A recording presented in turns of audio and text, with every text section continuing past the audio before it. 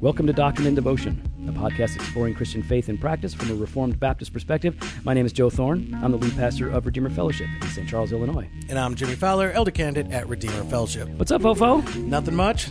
What's up with you? Oh, man. You know what? I'm full. I was actually telling Travell that on the way here. I'm like, dang it. What? Portillos. It was so good. Yeah, it's too much. No, dude, I ate clean all week. And then you gorged right there? No, I didn't gorge. I had one hot dog with everything, one chili dog, plain, easy chili. So you had fries. So you had two hot dogs. And two hot dogs. 2 hot dogs and fries. That's what I had too. But you also had the chili. No, I did. A chili You just dog. had chili dog. So there's chili that's on the hot dog. Yeah, a little bit of chili. All right. So I said Either way, easy all chili. I know is what would be settling. My stomach needs to be settled right now. And there's only one thing. There's 2 things that could settle it. Okay, I know what they are. If they came together, I know what you're talking perfect. about. Let me think about this. You just had a meal. Yep. And that's not a good feeling, right? No. Because it's too much, especially Too like much. that. So Too you would much. need now, like some people would take like an antacid, Yep. or some people would do like some seltzer water or something. But That's I right. think what would settle your stomach would be a nice aged bourbon Yes. and a nice aged cigar. Both of those things together is the only thing I need right now. But I can't. You can't have that right now. I can't have now, either listen, of them. you can always have that stuff. Why can't you have it now? Because of Jaquelle. Yeah. Thanks a lot, Jaquan. That's great. It's actually Jaquelle, but Jaquelle. Don't However. correct us. All right, You're come our on. guest. You're Canadian. You don't really know how to pronounce it. wow, that's hurtful. All right, Yeah. so listen, here you're going to have your feelings hurt, so buckle up. All right, so this is what happened. You guys, a lot of you guys know who we're talking about. Some of you don't, but Jaquelle Crowe Got it. is a late teen, 19 now? That's correct. She's a late teens author. She wrote her first book at 18. It's been published through Crossway. And guess what? Hold on. What? Her book, I was looking at it. Yeah? It's bigger than all 3 of your books It is combined. not bigger. It is It bigger. is Your- no, yes, it is not. Your book is already bigger than No, his. your book's like Word 100 count, page count. Okay, hang on. What's your word count? Oh, that's a great question. I don't know if I like. See, she's not 30, vain like you. No, see, same size. She's not it's the vain same size. like It's you. the same size. 33,000. Yeah, see? And what's yours? It's like 29. Ah! So 10,000 more don't count. So anyways, we were saying. Well, that wasn't 10,000. What? That was nowhere near 10,000 more don't count. You were about to say 10,000 more That's words not a- don't count. no. And you were at Oh, 29. She's at 33. She That padded is her not- about page. I know, but I'm just saying. She's like that's not- thanking all these Okay, extra all people I'm in trying to there. say is It makes that's them only look longer when you put that kind of stuff in there 4,000. that has nothing to do with the book. Anyways. 4,000 words more. Either way, your book is bigger than his. Well, All right, thank you. it is, and it's actually a little better than mine. You're a very good writer. I won't even call it a booklet. So here's the thing. Jaquelle and her father Sean have a podcast, and it is called Wait, who? Age. Her dad Sean. Oh, see, I've listened to it. I only know Jaquelle. Oh. I don't know who the other one is. Dad. All right. Is it Dad? Is that what we call Dad. him? We just Dad. refer to him as Oh, okay. Dad. Listen, nobody's going to know why you're doing this. What are you talking You've got to about? let us in on the inside joke. What inside joke? You're I've taking it. I've listened to the podcast. Okay. I don't know who the other guy Okay, so is. here's what happened. Yeah. So in an early episode of Age of Minority, Dad Yep. had just started listening to Doctrine and Devotion, which I was the one who got him. And Thank so you he's a for that. latecomer. So not only is he a nobody, he's late to the show. Keep going. So we were doing this episode, and we were talking about Doctrine and Devotion, and Dad was talking about how he liked it, and he referred to Joe and that other guy. See? I'd never even, You didn't notice know that. No, I didn't really? notice that. Oh, okay, guys. I Didn't feel notice like- that. I'm pretty sure you tweeted about it. I'm I'm pretty sure it was on social media. There was something about Maybe. Dad being dead to you. Yeah. Just something dead like to that. me. Something like that. Jealous Jimmy holds grudges. I don't hold grudges. Hashtag jealous Jimmy. I don't hold grudges. You know, Dad has had a big change of heart since then. Oh, he definitely likes you better. In fact, you were always introduced as the leader of the podcast now. Yeah. Jimmy, and Joe. Like, I'm not first, even though it's like kind of my thing. It's not really your thing. kinda It's my my thing. thing. It's kinda my And it's kind of like, see, you and I actually understand each other. See, I've been carrying Joe on my back. So how does it feel, 19 years old, carrying your father Yeah, in the it's podcast tough. world? It's tough, but It's hard. we do what we got to do. We got to do right? what we got to do. All right, let's focus. Focus We've on got her we podcast. got a little bit of time because Jaquelle and her father Sean, they have this podcast. It's actually really good. They have good chemistry. Great which- Thank you. banter. I like And- the surprise there. well, here's the thing. Most Christian podcasts I Are find terrible. completely uninteresting. I don't like the chemistry because there's really no chemistry. They're and just so arrangements. we listen to your podcast and we're like, That was good. that's how you do it. That's how you do it, guys. So, yeah, it's really good stuff. Check it out. Age of Minority. It's a podcast on youth and the gospel and all that stuff. So you definitely want to check it out. And her dad, Sean, is a pastor, a really sharp guy, godly man. So you're going to want to listen. It's a good mix between, father and daughter, but also just generations. It's not just the father-daughter dynamic. It's a generational dynamic on top of that. And then it's really fun and natural, and it'll be encouraging to you. So check it out. But I in fact, I think Sean's here in the room because he wouldn't let his daughter just hang out with us. He has to chaperone. So you actually tweeted and said, "Hey, we're going to be at church on Sunday," and we were very honored by that. And so I sort of half jokingly was like, "Hey, maybe we could interview your daughter about her book," and he was like, "Sure." So here we are, and so we really want to talk about your book. Your book is called "This Changes Everything: How the Gospel Transforms the Teen Years." It's a smaller sized book. The kind of books that I write is a little bit bigger than mine. Well, it's not like yours because she did like the small the way it's supposed to be. You did tiny, and there's a difference between tiny the two. Is still, anyways. But it's a densely packed book that is beneficial for. It's even taller as well, so that means it's even more work. Okay, listen. I'm just saying it's bigger because it's taller. Keep going. Why don't you take a drink of your Ginormous? I will, and then I'm going to go into the Diet Coke I stole from Pat. So the book is good for everyone to read. I'm 44 and I'm reading it and I'm encouraged by it. And not only am I encouraged by it because I know I want my kids to read this. I'm encouraged by it as a believer. But so you guys should definitely pick this up.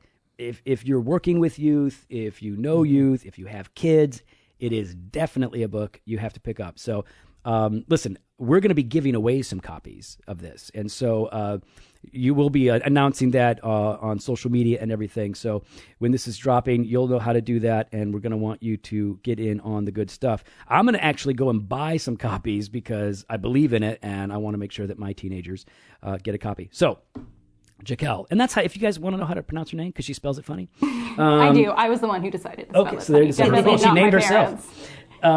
It's Jaquelle. That's right. Like Jacqueline, just leave off the N. That's how I explain it, too. Jackal. Yeah. But no C. Jackal, like the jackal. But it's Jaquelle. All right, so let's talk a little bit about, first, briefly, I'd like to know how you came to know Christ, and then what led you into writing. Those are the first two questions, and then we'll get into the meat of the book. Absolutely. Well, I was very blessed to grow up in a home where I was raised by two very passionate Jesus followers. My dad's a pastor, and both he and my mom were always committed to discipling my brother and me, teaching us from the Word from as early as I can remember, doing family worship together.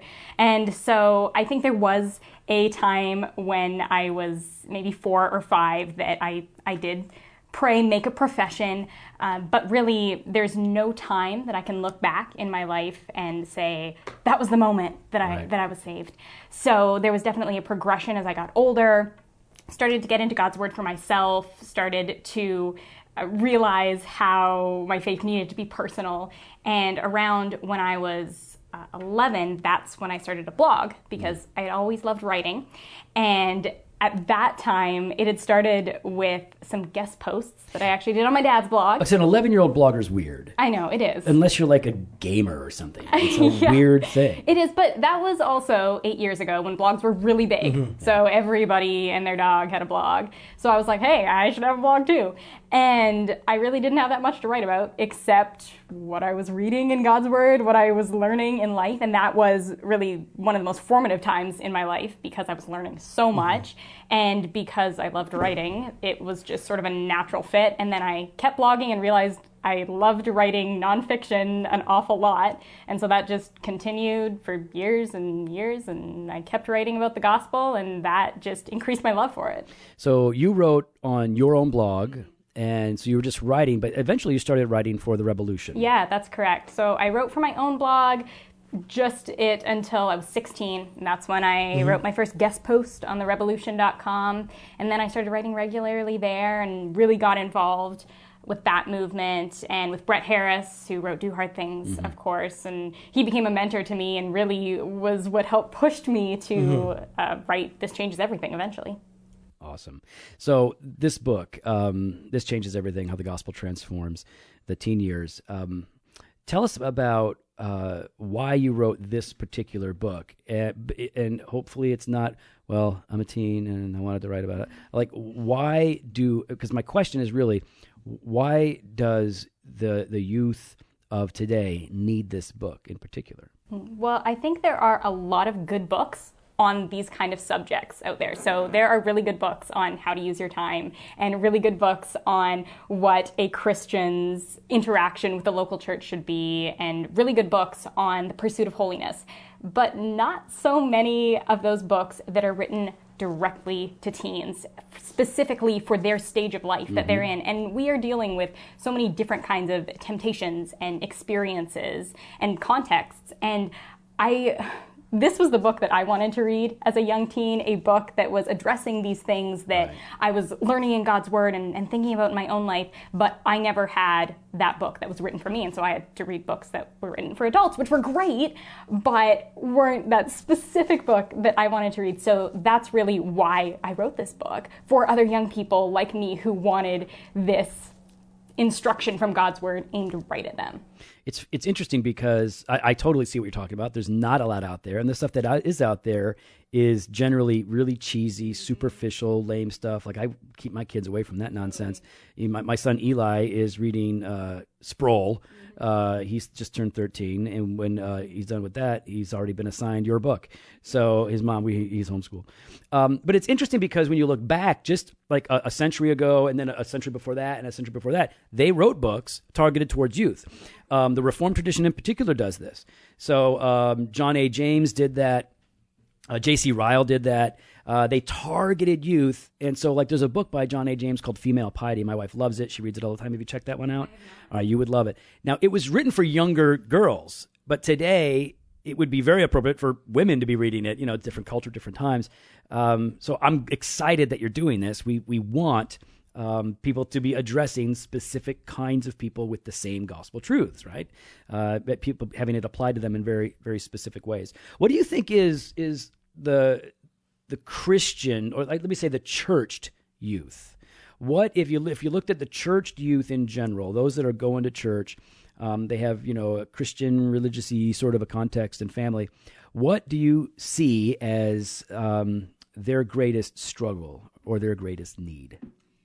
I think a right understanding of the gospel and how it applies to their lives. So if you ask your average church teenager, what is the gospel? Sadly, so many of them won't be able to answer you. They won't be able to articulate what the gospel is, even if they've heard it week after week. And so because they don't even have a proper understanding of biblical theology, even at its most basic form, they don't know how to apply that to their own lives. And so that connection of knowing the gospel, knowing right doctrine, and then being able to connect that to real life, that is one of the biggest things that I see. Now, as part of that also, though, like, their parents don't know the gospel themselves. Like, I'm wondering, like, if kids aren't able to articulate it, is that part of it because their parents haven't been taught that themselves, or their parents aren't interested in it, or their parents are thinking it's the job of the local church to disciple their kids? Yeah, I think the last thing that you hit on, because a lot of parents, I think, could articulate the gospel, but they sort of assume that because they take their kids to church, that's their duty done in discipleship. They don't need to really be intentionally training their own children to know the gospel and to live it. Who are so you started writing when you're 11. You have this passion to communicate to your own generation. Who are some of the writers that Jimmy's got his notifications? I just got one. Heard that. Yeah, well, it is what it is. Anyways, who are some of the authors that have influenced you that you think might be present in your writing, even if other people might not pick up on it, just like a dash here or there? Who are the writers that have influenced you and stick with you? Yeah, well, I think... Or stuck with you. Those that have stuck with you. What did I say? Stick. Or sticked. Sticked. Past tense. Whatever. If they stick those that stuck with you. Yeah. Well, my dad and I have read a lot of theology books together. He was pretty instrumental in my formation, influence-wise. So, John Calvin, Herman Bavinck, R.C. Sproul, John Piper, J.C. Ryle. All right. Okay, so like a lot of people say that they're reading Bavinck, but they say Bavinck, which means they're probably not. But all right, so some people say they're reading Bavinck, and what that means is that they bought the volumes, and they've cracked it open once, but they never really. So they look good on the shelf. But so you've been reading with your dad. Yeah. Your dad's a theological baller. He's got it going a theological nerd, some might say. You through book 1 yet? You've done all of book 1? Yeah, we've done all of book 1. Okay, so how about book 2? Yeah, we finished book 2 Okay, as how well. about book 3? Yeah, we have not finished book 3. Oh, so you're listen to that, people. Part-timing it. Part-timing it. All right, no, I'm just going to say, that's legit. That's how you do it, guys. And not every kid's going to be as hungry for systematic theology. So every kid is different. But a lot of us should be encouraged to take this stuff more seriously. I love that you guys are reading that and going through it together. So you are on a kind of not a book tour. Are you on a book tour? What are you doing? What's going on? No, I'm heading to the Gospel Coalition National Conference. Okay. So I was in South Bend for an interview, South Bend, Indiana, happening place. And then we came here to hang out for a few days, and we had to visit Redeemer, because Dad was like, if we are anywhere near Chicago, we are getting to Redeemer. We are so glad you guys did. Now, so you were interviewed somewhere else? Yes, I was interviewed in South Bend. Who was a cooler interview context? Was them or South Bend? Or It was definitely you guys. That's all right. We need to hear go. that. We're very insecure dudes. We need to hear a lot of affirmation. All right, and now, so you're going to be going down to the Gospel Coalition. I know they got you doing some more interviews, probably. You're doing things videos, like that. Random, exciting things. Are you already thinking about what you want to write next? I've had that question a lot, and I don't know. I do not have an idea. I would love to write more if the Lord provides those opportunities and ideas, but I really want to wait for the idea, and I have not got it yet. What do you think about the youth, Christian youth in particular? Like my daughter is 15, she's turning 16 soon. You met her today. And so she's shy. She's more quiet than shy, but she's quiet. She's very chill. She gets crazy when she's with her friends, but she's a good girl, very disciplined and just responsible. But I worry about her as a dad, and you've navigated those years with your family, and now you're heading into college. I've actually graduated. Oh, that's right. I did read that. Yeah, she's 19. You don't graduate college when you're 19, No, fool. I did weird things. Yeah, I know. That's homeschool. Well, no, yeah, homeschool, but it's also Genius. No. It's Canada. They go earlier. Hey, have you ever heard of College Plus? That's it. Yeah. See, he just nodded. He's heard of it. Wait. It is this program. Yep. I'll give you the super short version. Go ahead. You do dual We're going to talk enrollment. about Canada now? Okay. No, it's Now not do it. Canadian. Go, do your Canada thing. You College pay Plus. loonies and toonies, and you get to do this. College Plus is an American program. I will say that right there. It's actually now called Lumerit. Yeah. But College Plus sounds like You dummy. College Plus sounds like community college. That's what it sounds like. No, those are called just colleges. Yeah, Community it's this college is program. college. So you do University is- dual enrollment. So essentially what you do is you start in high school and you start taking college courses, and those count towards your high school credits. So I started taking college courses when I was 16, and then I started taking all these exams like CLEPs that are credit equivalencies. You know so what a CLEP you can is. do Yeah, college. yeah. I just want to make sure You're you're much smart enough faster. to you don't need the class. You take the test. Prove that you're smart enough, and you're good. Or you can just study for the test Right. and save the time. And so so I graduated when I was 18. All right, cool. Now, are you doing graduate school? Hopefully one day, Okay. seminary maybe. All right, cool. Very Yeah. cool. So you're done with college. I'm done with college. You're I'm done done with with that college. noise. Yep. all right. Yep. Right. Hey, Jimmy, when did you get done with college? How old were you when you finally graduated? Hey, was your degree earned or given? Don't change the subject, No, I'm just son. gonna ask. I'll answer the question when you answer first. You Was answered the your question degree- that I asked was first. your degree My degree was earned? earned. My degree was earned. Your master's degree was earned? My Master of Divinity degree Not was given? earned. Not given. It was earned. Not given? Not Do I have to given. give this story? I'll put the story out there. There is no story to put out there. I'll put the story out there. It doesn't even matter. Russell Stover. No, you know what I'm talking about. I'm just going to give that love one. me some Russell Stover. I hate you. What are you talking about? So anyways, how old were you when you graduated? I don't want to talk. How old were you? Well, listen, I did all my seminary work except for one class. I did it all. And with so the- your degree Okay, was hang on, given. I just want to make this point. I did everything, the 110 credit hours, whatever, in 3 years except for one 2-credit class, which is pretty baller. But it's still not done, though. No, It's not done. Not done. Are you one credit away? And No, I'm done. Oh, you're actually done. First of all, that's a bachelor's. That doesn't count. All right. So, okay, well, we'll just put it out there. Let's All put right. it out there. Go All ahead. right, fine. All right. No, so you can't put this story I can't out put that out there? You can't put this story out there.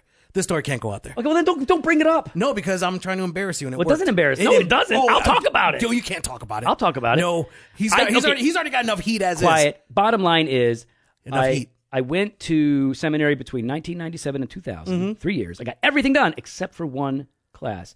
And so I didn't actually get my degree until like 2010, I think is when it was. 2010? Yeah. So how old were you then? Man, I don't know. All right. I would say 30-something. I 35? was in the middle of an interview. 35? I'm 44 now. I know. So I don't know. What are you asking me math questions for? that's bad. I can't even think of it. All right. So what I wanted to ask, 35, what I wanted to ask 34 was when you look at kids kind of going into the culture, going off to college, stepping out of the comfort and the protection of being around familiar church and family, what is your encouragement to kids to persevere in the faith, to stay close to Jesus? Like, what's your basic counsel as a peer to them? Like, hey, I've been there. I've gone through this stuff. Here's what you need to know as you're moving into this new stage of life. First, get plugged into a local church. If you are going out on your own, you need the accountability and community and fellowship and teaching of a local body. So get there and get that discipleship coming from Christians who are older and wiser than you. That's the first thing. And then prioritize God's word. Get into that yourself as much as you can when you don't have parents who are not pressuring, but encouraging you to get into God's word every day or every week. It can be easy to let that slide. Right. Mm-hmm. So that's the first thing that needs to stay and be on your list. Those two things are probably the biggest. And then just to find mentors for yourself who will continue to guide you along in your walk. Are you currently mentoring any people in your life, or are you, not formally, no, or officially? Informally, like you have relationships with people at the church. I do, people? yeah. Cool. And as you look forward, looking down the road, what do you believe God is calling you to do? Some people have no idea when they're 19. Some people have no idea when they're 29. What do you believe? So at this point, God is calling you to do in the future. That's a great question. I don't know. I would love to keep writing, and that is something that I think I will increase in skill and maturity as I get older, and so that's something I want to keep pursuing. Beyond that, I'm very open to whatever the Lord has for me, but writing for sure. Cool. So what I want to kind of hit, I really want to talk about, even as Joe was asking those questions about youth in the church, why is it then that some young adults, or they, even though they've been raised in the church, they seem to gravitate away, whether it's in their teenage years or as they go off to college, even as Joe kind of talked about that. Why do you think part of that reason is? Like, you talked about not knowing the gospel, and I understand that part. But what is there something else, and how could the church do a better job of, I guess this is really what I want to get to. How can the church do a better job of engaging with youth at a, I want to say, higher level? Because I think you even talked a bit about like kind of being talked down to as a child, right? That's a good question. And that's why I'm asking it. That's a good one. You're being talked down to as a child. How can we do a better job of engaging our youth and our young adults and helping them as they mature in that? Yeah, well, there is enormous cultural pressure on young people to do things that the church wouldn't want them to do. There are so many things that culture really wants young people to live for and invest in that seem very tempting and very fun as a young person. Yeah. And if young people don't have that foundation of the gospel and have a lack of discernment, that's where that issue really comes into place. So because of that, I think the church really needs to teach their teenagers discernment, how to tell the difference between right and wrong, and even more edifying and unwholesome and even valuable, and what's really a waste of time. Yeah. And if they have discernment, that will set them up for a life of being able to tell what churches to go to and to tell what books to read and how to raise their own kids and all these things. So discernment really is key. And not like a controlling discernment, like let me make the decision for you. That's not what you're talking about. No, exactly. It's teaching them how to be able to discern for themselves. And if they make that wrong decision, being able to come alongside them after and kind of talk through that. So then what else do you see, kind of pushing forward then into that? What else can you see for, like, the church could be doing better involving youth and young adults and young men and women like yourself in the life of the church? Right. That is a really good question because... Again, that's why I asked. Yeah, of course. You had the fluff pieces, now you've got the real Now one. we're getting on the Now hard we're getting hitting on the stuff. I set you up so that you can ask the big questions. See, I read the book. Continue. You didn't read the whole book. Don't even start.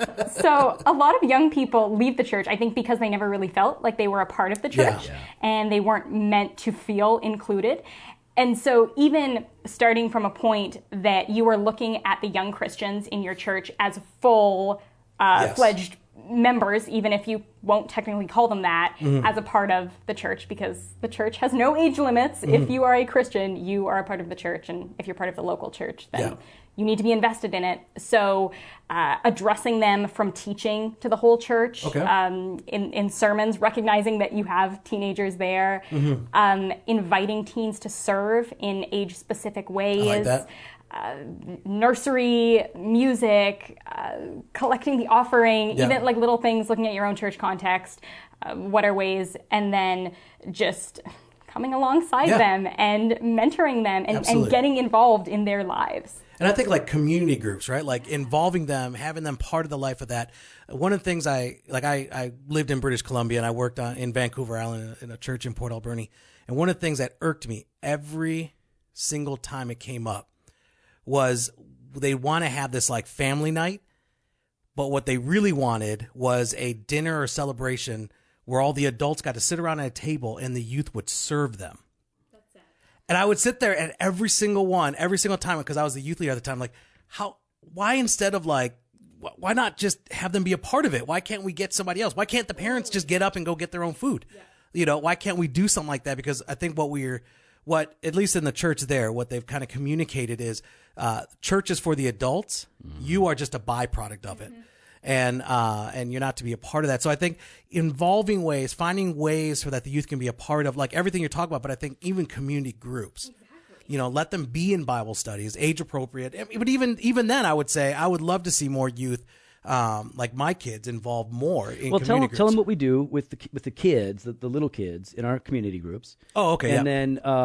And what we'd like to see is that at whatever point they're comfortable, they're ready. Just stay in with us. Stay with the adults. That's right. That'd be great. But go ahead, Jimmy. So yeah, I mean, like what we do, what our group does, and I think your Joe's group does now as well, is at the beginning, all of our kids are all together. Everyone's together, and we all take turns as parents. We have three. You know, someone's doing snacks, someone's doing the study with the kids, and someone is what we call the dungeon. The friendly dungeon, going to watch the kids.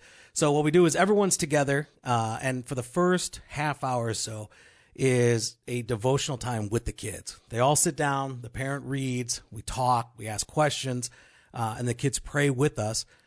So that time with the kids that is specifically teaching them is 30 minutes in your group. It's about 20 to 30 minutes. Wow, that's long. Ours is shorter. Yeah, because you guys aren't baller. No, we're not. not. So we love our youth and we want to see them grow. And so and it depends on who's doing it. Sometimes someone might just want to read, and that might take 15 minutes. Right. But either way, so we go through it. Then the kids go downstairs. They have, another adult goes down with them, play games with them while we kind of do the study. Usually we go over Joe's sermon and critique it a lot. And then I try to fix it. And then at the end, everyone gathers back together where we begin to, well, what we do is before we bring the kids up, we'll ask specifically of each other, is there anything we'll be praying for? Because there are people that their marriages are struggling or they got some addiction issues or whatever else. And so we don't say that in front of the kids. But we'll say that, everyone will share that. Then we bring all the kids up and we ask them what they want to be praying for. How can we pray for them? And then the kids and everyone takes turns. Whoever's ready to prays. And then there's ways to do this. Like there's ways of doing it. And we're a young church. We're figuring it out. And we're figuring it out. And part of the thing was for us, at least for our CG, because I did Young Life in Canada. I worked for Young Life in Canada.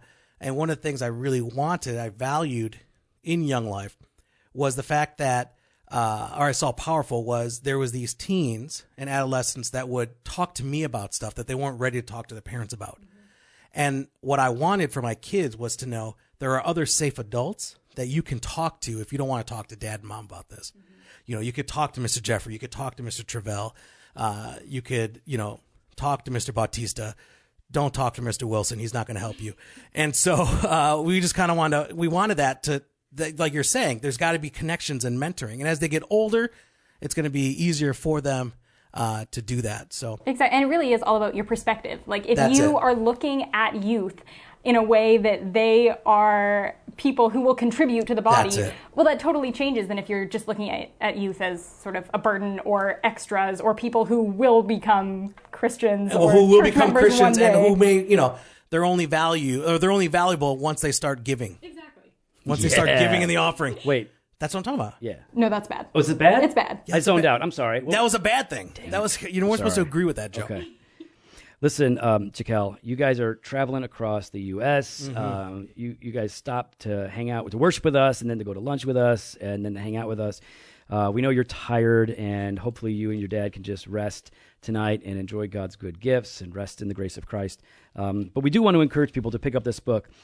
This changes everything, how the gospel transforms the teen years. Get that book. It's not expensive, and it's really good, so you're kind of a dummy if you don't get it. You get it on Amazon. You can get it anywhere. Crossway talks about your book almost more than they do the ESV, so you can pretty Actually, much... you know what? Here's the thing. What are you talking? No, I'm bringing this I didn't up. bring it. I'm You bringing brought it this up up. before. I didn't even talk All about right, it. you know how he's been calling me Jealous Jimmy?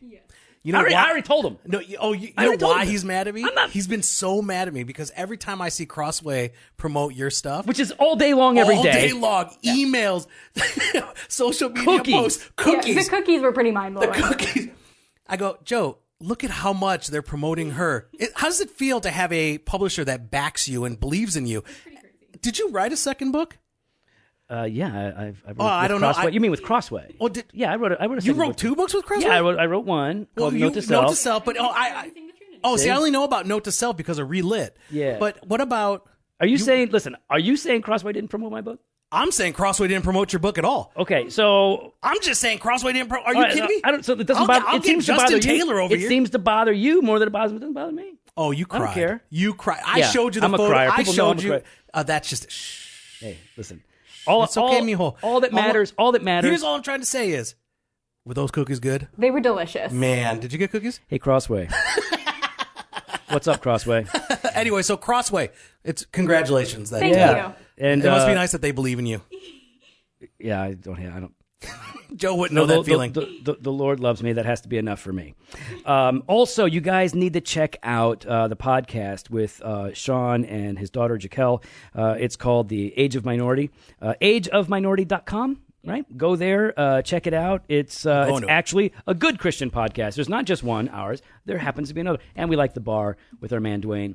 I like how you throw that out there. Well, no, because Dwayne will be like, yo, man, you didn't think I was worth mentioning or something? I tell him that all the time. Yeah, well, okay. Jimmy, if people want to support the podcast, if they want to be a part of... ageofminority.com. That's right. If you want to support Doctrine and Devotion, go to ageofminority.com. Yeah, there you go. Hey, that's a really nice photo they have right there. You take that picture? I think so. What picture? Wait, the one with the youth? Yeah, youth. No, we didn't take that in picture. Tennessee. In Tennessee? That's Nashville, Tennessee. That's Nashville. Yeah, Okay, we here we just go. flew down to Nashville to take that picture. There you go. That's a nice website. Who built that for you? My dad? Yeah, pretty cool. Yeah. That's really good. Is that on Squarespace? Nope. No. WordPress. WordPress? It's a good website. All right. Big thanks to Justin Bond of J Bond Media, the audiovisual wizard of Doctrine and Devotion. If you've got any audiovisual photography need, hit up jbondmedia.com and he will hook you up. You can follow us on Instagram and Twitter at Doc and Devo or on Facebook /Doctrine and Devotion. You can head on over to the website, doctrinedevotion.com.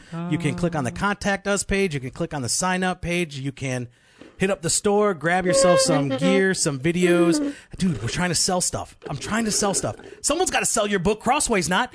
What are you talking about? What was I just saying? Fresh pod every Monday and Thursday. Video content coming soon on Friday. Head on over to iTunes. Give Joe's Trilogy an honest 5-star review. On iTunes? Why I don't know. Where do they go to? What do they go to do? Where do they do that? Amazon. Go to Amazon and give him. I'm going to see where it's at. Jimmy needs a nap. I've got like 5 reviews. Do you really? Oh, one dude hated it. That was on Goodreads. That was on Goodreads. Oh, I got my first negative review. It was bad. But also pretty funny. Yeah, I was like, I don't really care. It would bother me if if Alistair Begg was like, oh, that book's terrible. Then I'd be like, oh, shoot. I would feel bad. But some joker on the internet, I don't really care. I know, and it's an anonymous person, so that always makes you. Oh, yeah. It was me. Dude, you did write a second book. You see Experience it's the right Trinity. there. Dude, it's going cheaper than Note to Self.